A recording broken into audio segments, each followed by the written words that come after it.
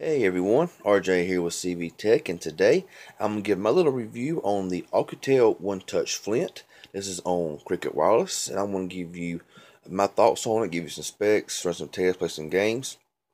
Just give you the overall thoughts of what I think of it for the little time that I have used the phone. Let's go ahead and get started. Now, this phone does run Android 5.1.1. Now, I'm not sure if it's going to get 6.0. No word that I have heard. This phone does have a nice 5.5 inch 720p display at 267 pixels per inch. It does have scratch resistant glass. This phone does have an 8 megapixel camera on the rear with an LED flash, recording on full 1080, 30 frames per second, and has a 2 megapixel camera on the front. Now, this phone runs the 1.1 gigahertz quad core Snapdragon 210 processor with 1.5 gigabytes of RAM and 16 gigabytes of onboard storage, and it will support up to 128 gigabyte micro SD card. Now, this phone does have a 2500 non-removable battery, and it says it will support wireless charging, no quick charge, and it has around 9 hours of talk time and an estimated 720 hours of standby time. So that's not too awful bad. It does have LTE and Bluetooth 4.0. So not bad specs for this little phone here. It's a low-end device. So it's a fingerprint magnet, as you can see there. This phone costs around $80 at Best Buy right now, from what I have seen. And let's go ahead and take a look around the phone. Up top here is your receiver speaker here for basic camera.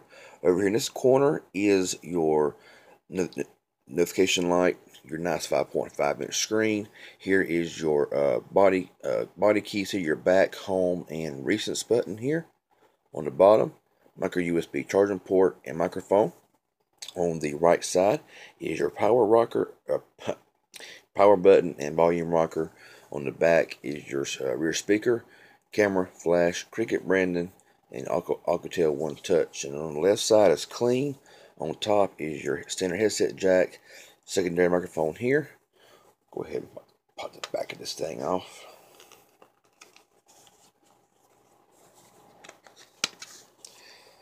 As you'll see, you have your micro SIM card slot here and micro SD card slot. There is also no NFC on this device. So the phone is pretty solid. It's pretty heavy. It's got a really nice grippy heft to it, and the phone feels really good. Like I said, it is a fingerprint magnet, as you see here. Not really a big deal. Let's go ahead and power the phone up here. And the screen, it don't look too awful bad.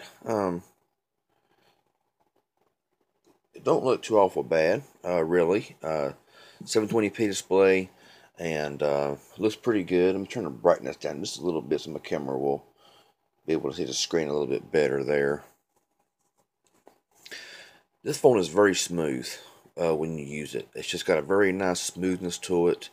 There's not a whole lot of apps on the phone. However, with 1.5 gigabytes of RAM and the 16 gigabytes of ROM, it does really help out, even though it does run the 1.1 quad-core 210. It's very smooth and very responsive to pretty much everything that I've had done to it. Games seem to play pretty smooth without any issues. Geekbench scores seem to be very slow or very poor, but I don't really put much stock in them anyway, because I have seen phones that run equally about the same as far as processors go, but one outdoes the other, and both score about the same. So that's just how it is. So anyway, onto the settings here, and of course you got your standard stuff here. Just your display. You can turn your LEDs on or off. Down here, these keys do light up for a few seconds. Got your storage here. Like I said, it does have 16 gigabytes of onboard storage, and you get around 10 and a half after. It says 11 and a half here, but whenever you actually use the phone, about 10 and a half is all you have. So it's not too awful bad, and you can put a pretty good size SD card in it. Battery, apps, and just stuff like that. Nothing really special. You're just your standard menu settings here. Android 5.1.1, and so maybe it'll get a lot of marshmallow. Who knows? So anyway, like I said, I've not been able to use this phone a whole lot. I have used it some and played around with it some. So right now, we're going to go ahead and just run a Geekbench 3 and just see what kind of test that we can come up with. This is going to take a few seconds here. Now, from what I have used, reception seems to be pretty much on par with other Cricket phones. I would say that I now this is not my phone. This phone right here was loaned to me to unbox and to use it for a couple of days and review. The owner of the phone said that the call quality and the reception was not the best they've seen. I did make an outgoing call, and I did receive a phone call from this phone here, and phone calls seem to be a little robotic in my opinion, but it wasn't too awful bad, and it's definitely not bad for the price point of the phone. Signal strength seemed to be, like I said, seemed to be on par with most LG, Samsung phones that I have used on Cricket in the past. So yeah, it's not too awful bad. Um, it is what it is. The phone's about $80 at Best Buy right now, and you get a nice 5.5 inch HD display. Um, 8 megapixel camera. Now the camera I've not tested, so I can't make any comments on the camera at all. But from what I have took pictures of, here and there with flash on, takes pretty good pictures. And not too awful bad, not too good in no indoor lighting with no flash, just kind of a little grainy. But it is what it is. Like I said, it's a very budget device that you can pick up, and I mean it's just it is what it is. It's got 1.5 gigabytes of RAM and 16 gigabytes of ROM, which is really nice specs in my opinion for the price of the phone, and for the solid as the phone feels, battery size and everything, and the battery life that it does have. It's not a bad phone at all. So we'll let this test here run out, and if it takes much longer, I will pause and come back. But I think it's about done here. So we'll let it run out, and we'll see what kind of scores it does run. Play a few games and kind of just give you a few thoughts on the phone that I have seen since I have used it. So just rambling on here until this test gets done.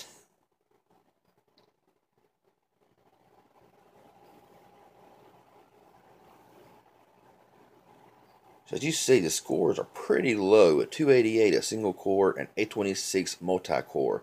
Now, like I said, I don't put much stock in these tests because, it runs a lot smoother than what these tests show. It does. I mean, it's just a very smooth, solid phone that seems to play very well. Let's go ahead and play Temple Run 2,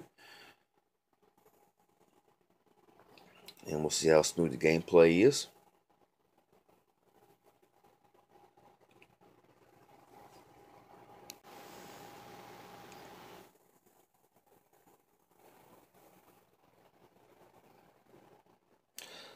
So like I said, the screen looks pretty good, a little washed out at times, but for the most part, looking at the screen does look pretty good, pretty crisp and sharp for what it is. Not bad at all, really.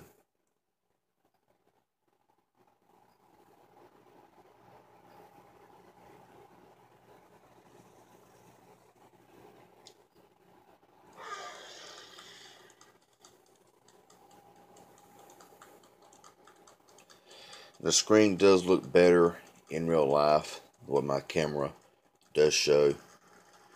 But playing this game right here, as you see, is really smooth.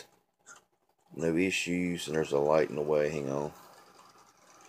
So really smooth, responsive.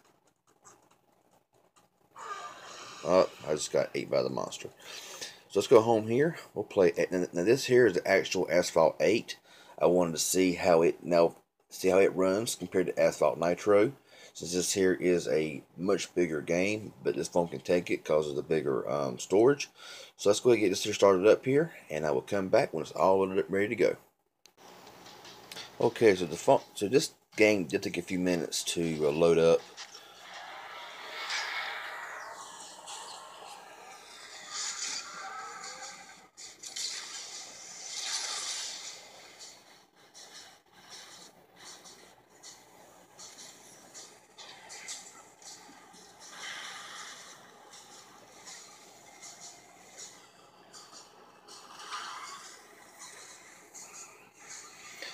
But the game looks to be running pretty smooth. Like I said, it did take a few minutes to load up, longer than I thought it would to take it to load up. But as far as gameplay, it seems to look pretty smooth, and I'm kind of impressed.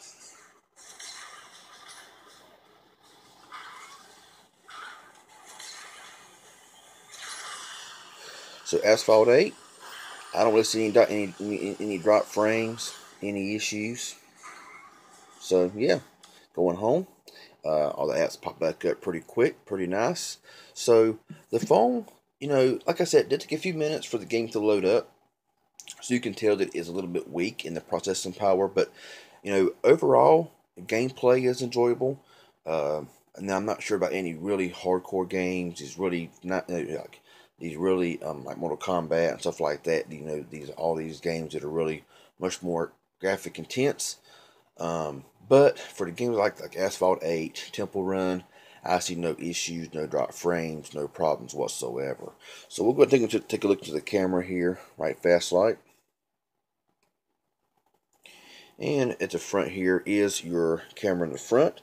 And it don't look too bad here under normal lighting. Like I said, it does really vary how much lighting there is in the room. We'll go ahead and look into the menu settings here. There's not many. You have auto mode, Polaroid mode. Here's your settings, and you do have 2 megapixel, 2 megapixel, and 1.3 megapixel. Timer, GPS tagging, shutter sound grid. Front is 720 or 480p. You have sound recording on or off, and you have storage for SD card and internal storage. Now we'll flip around. Of course, right here is your flip around button. Here's your camcorder and camera button. The back camera is kind of the same way. It looks decent. I mean, like I said, under good bright light inside, takes some pretty good pictures, but don't take long for it to lose its, clearness. So in the center here is your flash, your off, on, or auto. Here's your menu button. Here you got auto mode, Polaroid, HDR, and scanner. Settings mode here. Got 8 megapixel and 2 megapixel only. GPS, timer, shutter sound, all that stuff. Video quality, well, I thought it was full 1080, but it is only 720p and 480. So I was mistaken there at the beginning. Sound recording and camera settings. So pretty simple stuff. Take a picture pretty quick. And of course, take your video here. So that's really about all the camera settings there really is. Now, when you power the phone off here and back on, you will see these little quick toggles down here. Left one here, touch again to open calculator, music, touch again to take a selfie, touch again to add contact, and touch here to scan a QR code. So not too bad, and I said the phone works very well. And so honestly, that's all I really got to say about the phone. From what I've used it, the phone seems to run very smooth, very responsive. Call quality is decent. Ringer speakerphone quality is pretty good as well. Overall, a solid built phone, and I would recommend this phone to anybody looking for a cheap phone with a nice size 5.5-inch display, with a good battery, decent camera, and a solid built phone that I think that will be a good little phone to use. So, got any questions or comments about this phone, leave them in the comment section below. Hope this was helpful in any way. If it was, give me that thumbs up. I sure would appreciate it. Please hit that subscribe button down below if you ain't already. I really appreciate it. Y'all have a good one. See y'all in the next video.